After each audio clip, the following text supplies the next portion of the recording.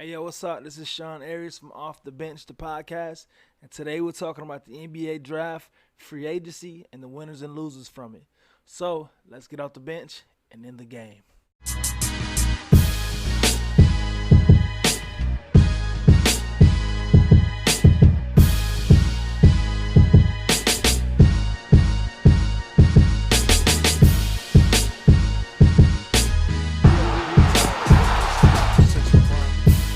Hey yo, what's up? What's up? Welcome back to episode 2 of Off the Bench, the podcast.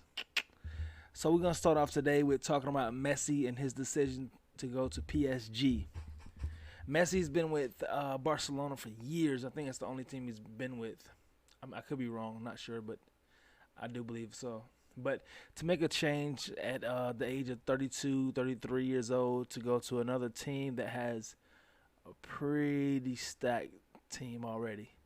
They have Neymar and countless others. The striking for that team is going to be just amazing. Like just the footwork and everything like that. Just to see the offense playing is going to be great. Can't wait to see the first game that goes on. Like I said, I am a Messi fan, but I'm a Neymar fan first though. So the fact that he's back with Messi, good signs. Good signs. But like I said, also the NBA draft has came and went. Free agency has came and slowly is going by as well for the NBA. One thing I want to talk about is the winners and losers. With that said, my first loser for free agency will be the New Orleans Pelicans. I would say it's the Pelicans because I just don't understand what they're doing. Like, where are you going? You know what I mean? Like, you decided to trade your starting point guard. I know you wanted hopes and had high hopes of getting Kyle Lowry, but you have to have a strong plan B when something like that happens, or at least bring back your own guy. So trading Lonzo Ball was something I feel was out of pocket. I feel like that was a step behind. I do like Dante Graham. I do like him, but it's a step back. You know what I mean? You have somebody who has chemistry with Zion, who has chemistry with Brandon Ingram already in Lonzo Ball. And each year of his professional career, he has been progressing step by step, year by year. So I don't understand trading him. Like, why trade him away? Why let him go? You know what I mean? Like, you wanted Kyle Lowry, didn't happen. I think they wanted Mike Conley, didn't happen. You wanted a veteran point guard, Chris Paul, it didn't happen. So why not bring your own guy back? Like, what are we doing? You know what I mean? What are we doing? Second, second loser from the draft from free agency. OKC. What are we doing? Like, I understand you want draft pick, you want every draft pick known to mankind, but what are we doing with them? You're getting players in, and then you just trading them right back out, flipping them for more picks. Where are these picks going to get you? As we saw 3 years ago, where did it get Boston? Yes, eventually that they got Jason Tatum and Jalen Brown, but besides that, like they try to use those picks for Anthony Davis. He's with my Lakers, so we have to have a game plan for the reason why we're getting all these draft picks. Who are you going for? Me, honestly, right now, I don't see any available superstar unless you try to trade for Ben Simmons and build around him. I don't see any available superstar that you can use all those picks for. So you definitely need to start building the team to where the fans in OKC, Oklahoma City, can actually enjoy the games and not just watch young up-and-coming players or older veteran players who has no chemistry. You know what I mean? Let's do something about it. Next team is, I want to say call them a loser, but they took no step in progression. It is the Minnesota Timberwolves. I honestly didn't see any progression as far as moves. Because you got Karl Anthony Towns. You have to do something. You have the rookie Anthony.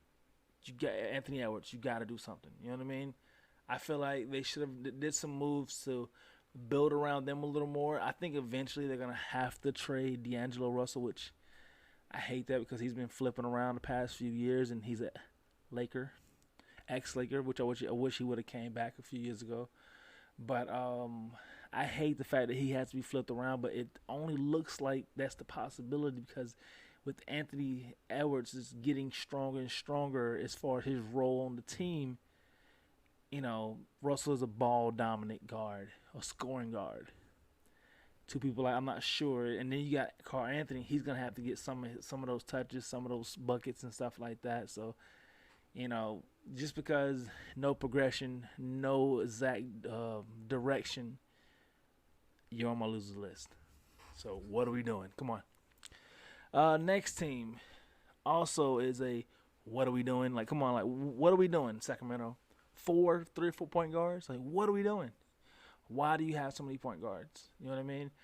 You have De'Aaron Fox. You have the guy Tyler, however you say his last name, who you drafted last year. Then you draft another one in Mitchell this year, and you still have Buddy Hield, which I wish he would have got traded to my Lakers. I'm sorry, I have a lot of Laker bias, but I wish he would have got traded as well to LA. But because he's not a point guard, but he's another guard. Stature of 6'3", 6'4", so it's not like a tall guard, so he can kind of float down to point guard if he had to. But what are we doing? Like, why do you keep drafting point guard, point guard, point guard? What direction are you going with that? Like I said, I think eventually the two new guys looks like they're gonna be there for the long haul. And I would say in the next year or two or three, probably three, De'Aaron Fox will probably be traded to another team or gone in free agency. I'm not sure what his contract is, but he will probably be gone within the next 3 years.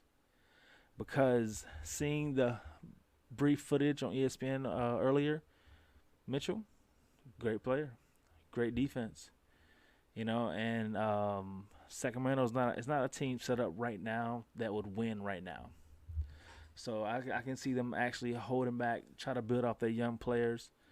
The young guy they took in the draft last year, and the guy this year, as far as guards. So within the next 3 years, Buddy Hield will be gone, and De'Aaron Fox will be gone.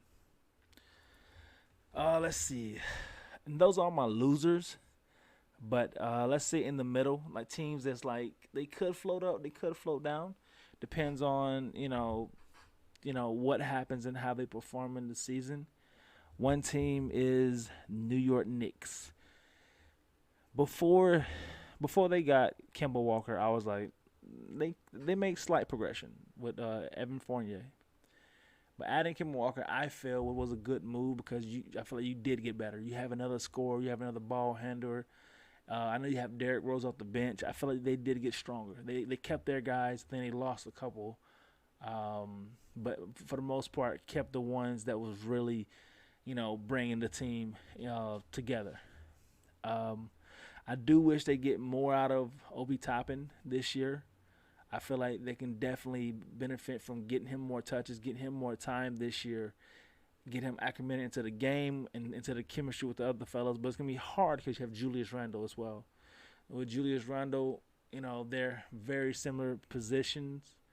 But I guess a starting lineup for them will be Kemba Walker, Evan Fournier, R.J. Barrett, Julius, and I guess you can flip-flop whoever's having a better game at the moment between Mitchell Robinson and Obi Toppin. Which Obi Toppin, I know he's a forward mostly, but I do wish they get that young man some more touches and some more time. Another team from in the middle that's bubbling right there, I would say is the Memphis Grizzlies. I feel like they had a pretty good draft. I feel like they did take steps to get better. I like what they're doing. I like Ja Morant. He's a bad boy. He's definitely a bad boy. So to see his progression, to see where he could go, it's gonna be tough. It's gonna be tough. And also in the middle as well, it's not necessarily a team, but it's a player that just seeing one summer league game, I'm like, I like this dude. I like him. Which was the number 2 drafted pick, Jalen Green. I could be wrong, but I like this dude. I like his game. I like the way he moves. I remember on the first video I talked about him having a similar style as T Mac and Kobe. From what other analysts have said, um, he's a bad boy. He's a bad boy. Just seeing that, I'm okay. I want to see more of him. So he's in my middle thing to where I want to have my eye on him to see where he goes. All right. Next up are winners. Number one. Well, technically, it's really in any order, but we have the Miami Heat. I like what they did because I feel like they did get better. They did solve a problem. Well, I won't say a problem, but they made a position stronger. Had Goran Dragic last year at point guard, so to have Kyle Lowry there, someone who can shoot, pass, off the dribble, is definitely a plus for me. So to have him and then add PJ Tucker, who's fresh off a championship. So he knows what it takes to get there, and he's that gritty player that would do the defensive, extra stuff that every team needs. And they also has Markieff Morris, which is an ex-Laker. So they also have him as well. So which as another gritty guy as well, gritty who can shoot jumpers as well too. I hate that we lost him, but they have him and who else? And Victor Oladipo. I feel like if Victor Oladipo can stay healthy, bring back his game from a few years ago, Miami Heat can be dangerous. Imagine having Victor Oladipo come off your bench, because I don't think he would necessarily start. I don't have Tyler Hero and Duncan Robinson, so he could possibly start, but just be that energy off the bench. I think would be probably better. Because it's you got Kyle Lowry, you have Jimmy Butler and Bam. It's already a lot of scoring, a lot of stuff going on. So second unit, position will probably be better for him. Next up on my winners is the Chicago Bulls. Like I said, just like I said on the last episode, I like everything that they did. Like I said, mid-half season, they traded for the big man, who's I think he's only like 30, 31 years old as well. So he's a veteran, but he's still around his prime as well. And that was the first domino of getting Zach LaVine some help. And then the next domino was Lonzo Ball, which, like I said, Lonzo, great passer, IQ, jumpers improving moment by moment every game. I have a lot of hope in Lonzo Ball's career. You know what I mean? Not just because he's an ex-Laker, but just seeing his game and like, okay, I want to see him succeed. I want to see him take it off to the next level. So to have the ball back in his hands to where he can make plays and actually be the full-time point guard, I think will be better for him. Because like when he was with the Lakers, LeBron had point guard duties. Brandon Ingram had point guard duty, so it wasn't necessarily all Lonzo. And then getting shifted over to New Orleans, very similar situation. Zion had point guard duties. Brandon Ingram brought the ball up, so to have a situation to where he can be full on point guard, I think will be the best situation for him. So I want to see him succeed. And then they brought in DeMar DeRozan, another veteran, 31 years old, can definitely bring some experience to the team. Like I said, he has not won a championship, but he has a lot of playoff experience when he was with Toronto Raptors, also when he's with the San Antonio Spurs. So to have him coming over, adding to that mix of like, oh my gosh, the mid-range shooting for him is just ridiculous. To have Lonzo, to have Zach LaVine, to have the big guy. Man, it's gonna be a great year for them. So I'm super excited, and to me, they are winners in my book. Number 3, you actually think I'm gonna actually do a list and not include my Lakers? Come on now. The Los Angeles Lakers, to me, are winners from the free agency and draft. I would say from the draft because they got some guys. They didn't draft anyone, but they got some guys in. They signed in 2-way contracts. So and like I said, some pretty good talent who can possibly blossom the same way Alex Caruso blossomed through the whole Lakers system of, the G League on up. So I got hope in them too as well. And also just just retooling our whole roster to yes, we made a deal for Russell Westbrook, but it was like what else can we do? We don't have a lot of money to go spend like crazy, but what else can we do? And I feel like we made the best of what we had. Like I said, I wish we could have kept Alex Caruso. And like I said, he was definitely somebody I would have loved to continue having for the Lakers. But also just getting, like I said, Kendrick Nunn, like, it's a bad boy, and he's 26. It would be wonderful if he had a great year this year. We can re-sign him to a better deal, have him long term. Same thing with Malik Monk, 23 years old. So to where, yeah, we did get older, but at the same time, we still have some future pieces, And of course, Taylor Horton Tucker, getting him back, I felt was a big must for us. 20 years old. He's 20 years old. He has a championship already, and he has a high ceiling. So, also getting Carmelo Anthony. Getting Melo, I feel, was long overdue. I think I mentioned that before. I think it was long overdue for him because it was 2014 when the initial interview was for him to come to LA, and it just didn't happen the way we wished it would have happened. But long overdue for him and LeBron teaming up as well. So I would love to get Melo a ring, and I would love to get Russell Westbrook a ring too, because both of those guys are much needed to be champions. But to round out everything else, we had Wayne Ellington, brought back Trevor Ariza, Dwight Howard, Kent Bazemore, a lot of good players.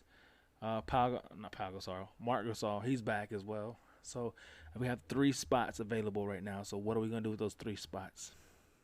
I'm sure Jared Dudley will be one of the 3 spots, I'm pretty sure. But like I said, super excited to see what they do. Like I said, being a Laker fan is very fun, very fun. Nowadays, a few years ago, it was hard. But I think that's all the teams as far as the winners and losers. I could be missing a team, but if I am, I get back to it. Other stuff I want to get to is the Team USA winning the gold medal. After a rocky start of losing games here and there, people doubting Team USA, people doubting if they can do it without LeBron, people doubting if Kevin Durant can lead a team to gold. Because I know they heard a lot of whispers of the world is catching up to our game. Everyone else is just the same level as us now. You can't just throw 5 great American players and expect to win. But they heard a lot of whispers. So, but at the end of the day, they pulled it out. At the end of the day, they brought home the gold. Very proud of the whole team. KD, like, he's definitely been coming on his own. He's definitely had a great past few months as far as in the playoffs. And like I said, in the journey to getting the gold medal. I think it makes people even forget that this man was actually just hurt for a year. He was gone for a year. You know what I mean? It makes you just forget about that. Just seeing his amazing play. You know what I mean? Loving it. Also, in football-related news, Peyton Manning, Charles Woodson has just been inducted to the NFL Hall of Fame. So, congratulations to them. They've had, great years going in. Like I said, Peyton Manning started out with the Colts, then went over to the Broncos to finish his career. 2 teams his whole entire career. Won championships with both teams. Charles Wilson, I could be wrong where he started at. I know he played for the Green Bay Packers. I know he played for the Raiders. I want to say he was on the Raiders team in 2001 when they won the championship. I could be wrong. I could be. Sorry, I paused. I was wrong. Charles Wilson was not on the team in 2001 for when Oakland Raiders won. But he was on the 2011 team with the Packers when they won the championship the first time in a while. But congratulations to them. Much success to them outside of football. I know Peyton Manning will be a great announcer, I feel. Let's see. The new college football rankings has just came out, and number one is Alabama. Of course, they're always number one, just about. Number two is Clemson. Number three is Oklahoma. Number four is Ohio State. Number five is Georgia. Like I said in the previous video, I'm a Miami Hurricane fan, so we are on the list. We will move our way up. We're number 16 right now, so expect us to have a great year. We're definitely going to surprise Alabama on the first game this year. Also, just more information on the Messi news.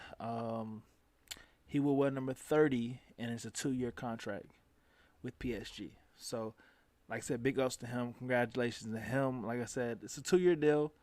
I expect it to be a little longer, but it's a 2-year deal. I'm sure if everything goes right, he resigns. But also, I can see him possibly